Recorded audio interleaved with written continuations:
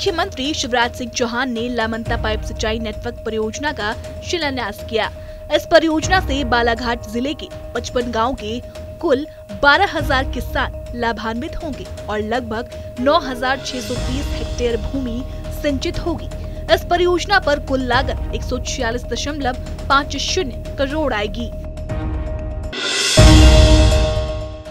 मुख्यमंत्री शिवराज सिंह चौहान ने पुलिस जवानों को आउट ऑफ टर्न प्रमोशन देने के कार्यक्रम में कहा कि मैं जवानों की वीरता और कर्तव्य निष्ठा को प्रणाम करता हूं। केवल अपनी ओर से नहीं बल्कि मध्य प्रदेश में रहने वाले 8 करोड़ जनता की ओर से भी सैल्यूट करता हूं। आपको बता दें, पुलिस विभाग में अच्छा काम करने वाले पुलिस कर्मियों को आउट ऑफ टर्न प्रमोशन देकर सम्मानित किया गया।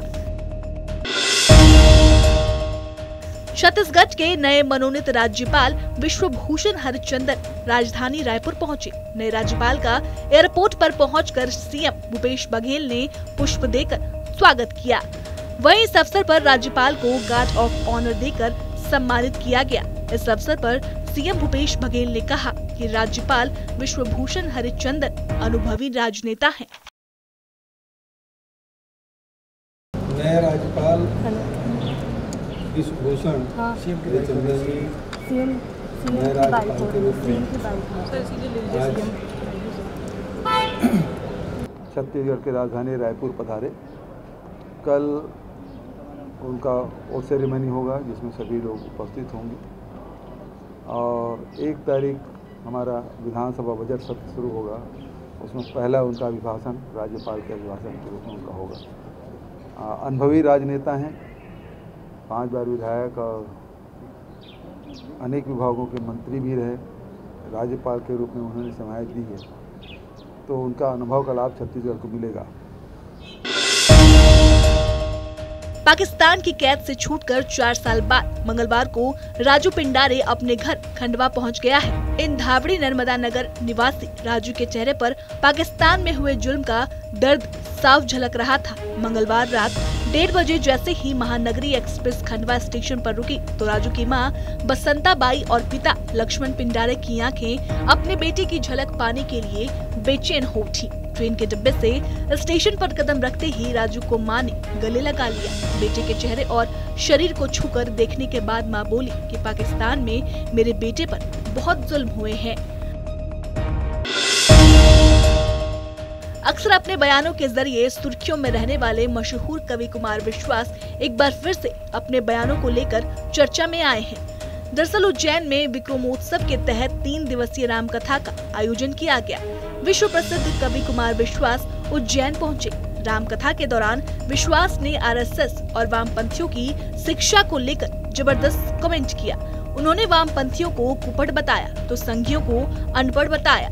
मंगलवार को रामकथा के आयोजन में आए कुमार विश्वास को सुनने के लिए बड़ी संख्या में लोग पहुंचे। प्रदेश के मंत्री मोहन यादव, सांसद अनिल फिरोजिया, विधायक पारस जैन सहित महापौर मुकेश टटवाल भी कथा सुन रहे थे। बालोद जिले में दर्दनाक सड़क हादसे में 4 लोगों की मौत हो गई।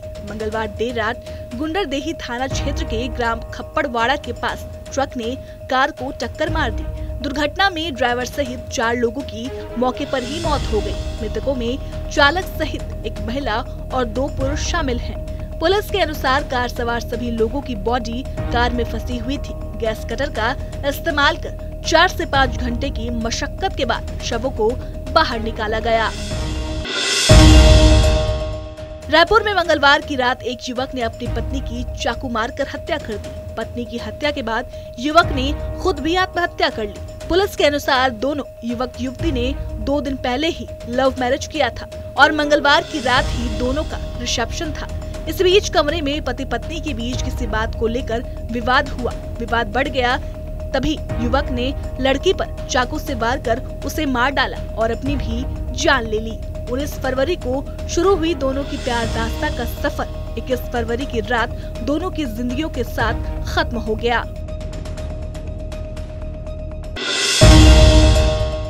साल 2015 के अंत में जैसे ही केंद्र सरकार ने नीलगाय को वन्य जीवन संरक्षण अधिनियम की अनुसूची 3 से हटाकर अनुसूची 5 में फसलों को नुकसान पहुंचाने वाले जीवों की श्रेणी में डाला, राज्य सरकारों के लिए इस पशु को खत्म करने का रास्ता भी साफ हो गया। मार्च 2016 में मध्य प्रदेश के शिवराज सरकार ने नीलगाय का आधिकारिक नाम रोजड़ रख दिया और इसे मारने की इजाजत दी, लेकिन फिर भी ये बला टली नहीं। इसी संकट को देखते हुए पर्यावरण प्रेमी और केंद्रीय पर्यावरण विभाग के सदस्य विनय जागीर शर्मा ने मुख्यमंत्री शिवराज सिंह चौहान को खत लिखा। सीएम ने भी मामले को गंभीरता से देखा और 15 दिनों के भीतर कार्रवाई के आदेश दिए हैं।